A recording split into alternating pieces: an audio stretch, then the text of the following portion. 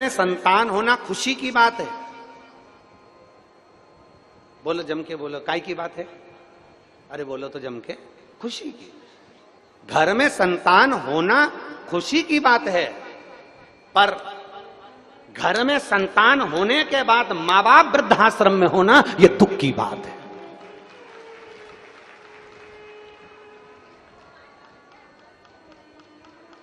घर में संतान का होना खुशी की बात है, घर में संतान का होना बड़ी प्रसन्नता का बात है, घर में संतान होना बड़ी खुशी की बात है, पर घर में संतान होने के बाद में माता पिता वृद्धाश्रम में होना यह दुख की बात है। यह प्रसन्नता की बात नहीं, खुशी की बात नहीं, यह दुख की बात है।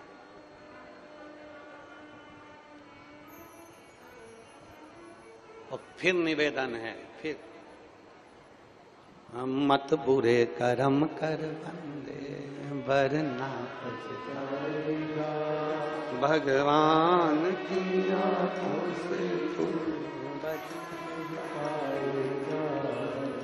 बच नहीं।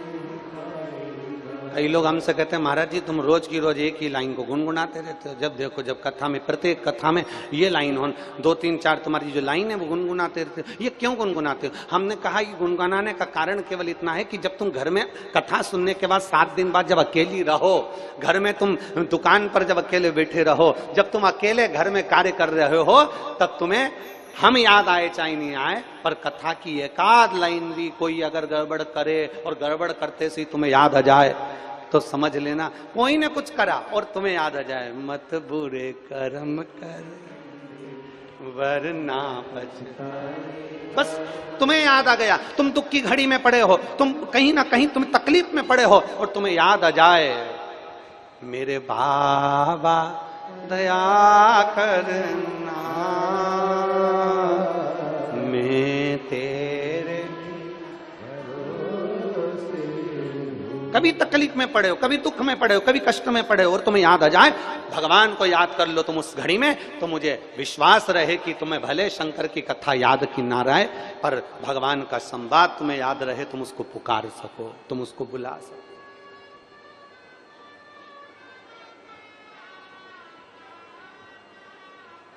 नामदेव जी को पीछे पटक दिया। नामदेव जी माया में भ्रमित नहीं हुए, नामदेव जी माया से दूर भगवान की अविरल भक्ति में डूबे रहे। नामदेव जी अविरल भक्ति, विठल विठल विठल विठल विठल विठल विठल विठल मांझा पांडु रंगा, विठल मांझा पांडु रंगा। विठल स्मरण कर रहे हैं नामदेव जी।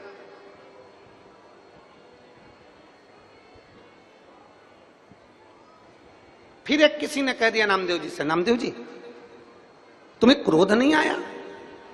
नामदेव जी तुम्हें पीछे ले जाकर पटक दिया, मंदिर के पीछे ले जाकर पटक दिया, अपशब्द कहकर पटक दिया, तुम्हें क्रोध नहीं आया? नामदेव जी कहते हैं जिसने अपनी जिंदगी में 4 चीजें अच्छी बना ली उसका जीवन सार्थक हो जाता है, वो क्रोध पर भी संयम पा लेता है। 4 चीजें नामदेव जी कहते हैं जिसने अपनी बना ली, श्रेष्ठ बना ली, उन 4 चीजों का संग अच्छा कर लिया तो उसकी जिंदगी सार्थक हो जाती है। नामदेव जी कहते हैं पहले नंबर पर है मित्र दोस्त।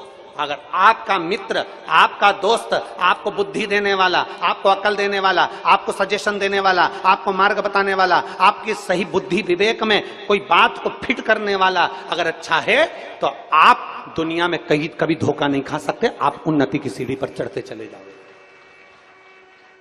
मित्र अच्छा हो, दोस्त अच्छा हो।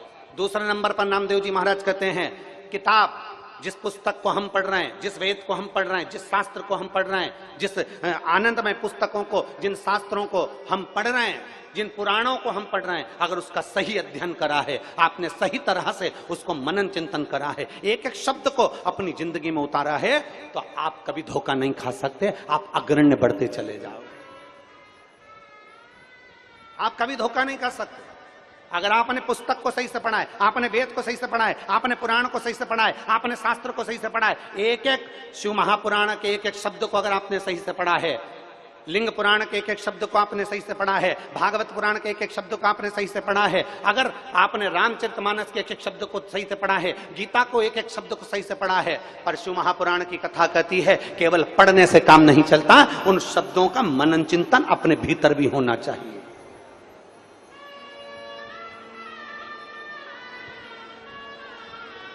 कपड़ा बदल लेने से कोई संत नहीं होता। शिव को पाने के लिए, परमात्मा को पाने के लिए अपना कलेजा बदलना पड़ता है, तब परमात्मा प्राप्त होता है। कपड़े से कोई संत नहीं बन गया, कपड़े से कोई साधु नहीं बन गया, कपड़े से कोई सन्यासी साधक उपासक नहीं बन गया, अपना कलेजा बदलना पड़ेगा। माई नर्मदे हर रेवा मैया, उनके भक्ति में डूबना, उनके भजन में डूबना, उनके स्मरण में डूबना, ये एक आनंद का विषय है। गुरु नानक देव जी अपनी भाषा में कहते हैं, गुरु नानक देव जी अपनी भाषा में कहते हैं। और आपने अगर पंजाब की कथा सुनी होगी, भटिंडा पंजाब में हमने कथा बाची थी, तो उसमें हमने वर्णन किया था गुरु नानक देव जी के प्रसंगों का। गुरु नानक देव जी अपनी भाषा में कहते, बाले सुन, संसार में मनुष्य देह पाले ना सरल है बाले, पर संसार में मनुष्य देह पाने के बाद में उस ईश्वर को याद कर लेना कठिन बात है बाले। ये गुरु नानक देव जी अपने शिष्य से कह रहे हैं। बाले,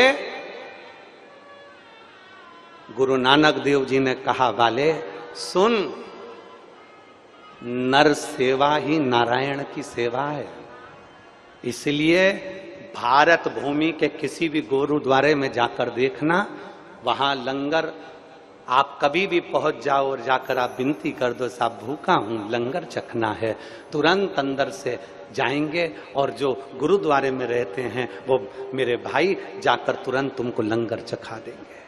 नर सेवा नारायण सेवा है, ये गुरु नानक देव जी कहते हैं। संसार में अगर परमात्मा को पाना है तो मनुष्य की सेवा करना पड़ेगी। परमात्मा को पाना है, गुरु नानक देव जी ने कहा, मंदिर में दीपक लगाना, मंदिर में अगरबत्ती लगाना, मंदिर में आतिशबाजी छोड़ने से बड़ा प्रसन्नता, मंदिर में दिया लगाने से बड़ी प्रसन्नता, मंदिर में अगरबत्ती लगाने से बड़ी प्रसन्नता। गुरु नानक देव जी कहते हैं, किसी भूखे को भोजन कराने में, प्यासे को पानी पिलाने में, कोई बीमार है उसकी दवाई दिलाने में, किसी को एजुकेशन चाहिए, पढ़ना है, बच्चा बहुत होशियार है, पढ़ने का पैसा नहीं है, उसको पढ़ाने का प्रयास करना, कोई भूखा है उसको भोजन कराने का प्रयास करना, कोई प्यासा है उसको पानी पिलाने का प्रयास करना,